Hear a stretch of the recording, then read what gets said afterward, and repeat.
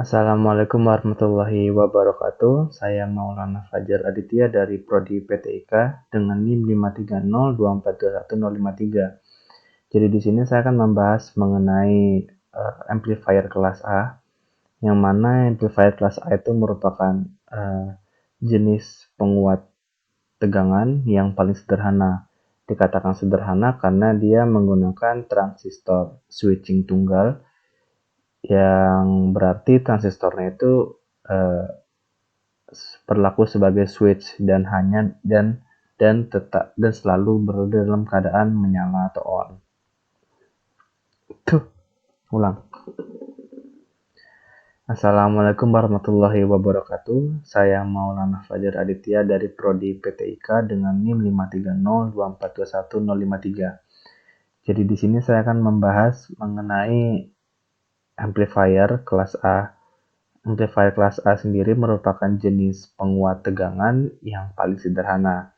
Dikatakan sederhana karena dia menggunakan transistor switching tunggal, yang berarti transistornya itu berfungsi sebagai switch namun selalu dalam keadaan menyala atau on. Amplifier sendiri merupakan penguat tegangan yang mana berfungsi untuk menguatkan tegangan dari input yang kecil, mungkin hanya beberapa milivolt, menjadi output yang lebih besar, seperti itu. Oke, jadi di sini kita akan mensimulasikan rangkaian penguat kelas A. Di sini ada sebuah rangkaian yang sudah saya buat sebelumnya, jadi mari kita bahas saja. Pertama, kita letakkan di rangkaian tersebut yang namanya transistor. Jadi ini yang namanya transistor, saya menggunakan transistor NPN. Transistor di sini memiliki 3 kaki. Yang pertama ada basis sebelah sini, kemudian ini namanya kolektor, dan yang ini namanya emitor. Kemudian setelah itu kita masukkan yang namanya resistor. Di job sheet ini kita menggunakan ada 4 resistor. Ada resistor 1, resistor basis, resistor kolektor, dan juga resistor emitor.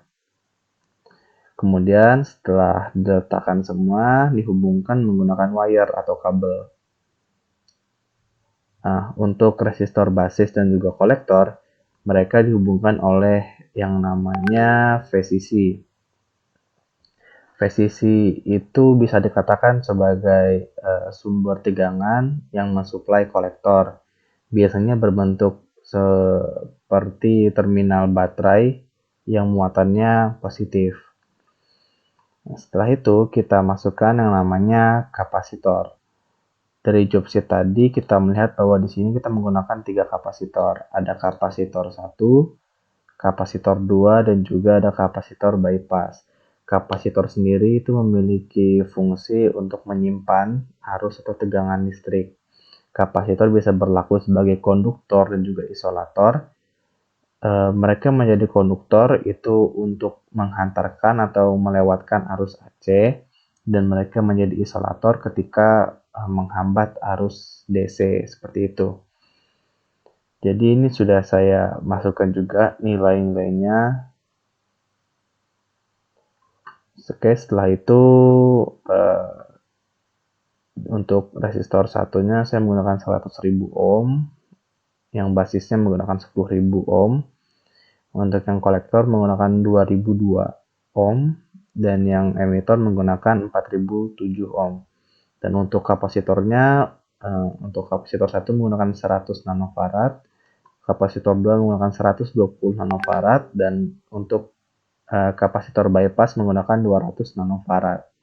Setelah itu kita letakkan 2 ground di sini, dan kemudian kita masukkan yang namanya signal generator. Signal generator sendiri berfungsi untuk menghasilkan sebuah frekuensi atau gelombang. Jadi bisa dikatakan sebagai inputnya nanti. Oke, kemudian dihubungkan, dan terakhir kita letakkan yang namanya oskiloskop. Oskiloskop sendiri digunakan untuk mengukur input dan juga outputnya. Oke, di sini kita coba run. Oke, jadi ini merupakan si signal generator dan ini merupakan osiloskopnya. Untuk yang signal generator di sini saya menggunakan senternya range-nya itu 1,20 Hz dan juga levelnya berada dalam level 1. Jenis gelombang saya gunakan gelombang yang biasa kita lihat. Dan untuk osiloskopnya di sini saya menonaktifkan untuk channel C dan juga channel D karena kita hanya fokus terhadap satu gelombang saja. Channel A sebagai input dan channel B sebagai output. Channel A saya atur memiliki tegangan 0,2 volt dan channel B 0,18 volt.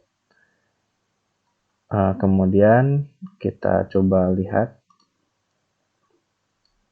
Oke, ini adalah rekaman gelombangnya. Jadi kita lihat yang kuning ini merupakan inputnya, berbeda jauh kan sama yang biru yang merupakan outputnya. Jadi itu fungsi amplifiernya. Jadi dia menguatkan dari yang kecil menjadi besar. Kita bisa lihat di sini untuk inputnya itu sebesar 500,00 mV dan untuk outputnya itu di angka 912,50 mV. Dan untuk di job sheet-nya ini kita akan mengganti beberapa nilai, ada 5 kali nilai, kita ganti 5 kali nilai dari mereka yang nantinya akan saya masukkan pada tugas yang ini. Tugas sekalian dengan buat persamaan. Jadi nanti akan saya masukkan di situ untuk nilai-nilai yang lainnya. Karena mungkin durasinya akan panjang jika saya mengganti satu-satu di sini. Jadi mungkin segitu aja video paparan singkat dari saya. Terima kasih yang sudah menonton. Wassalamualaikum warahmatullahi wabarakatuh.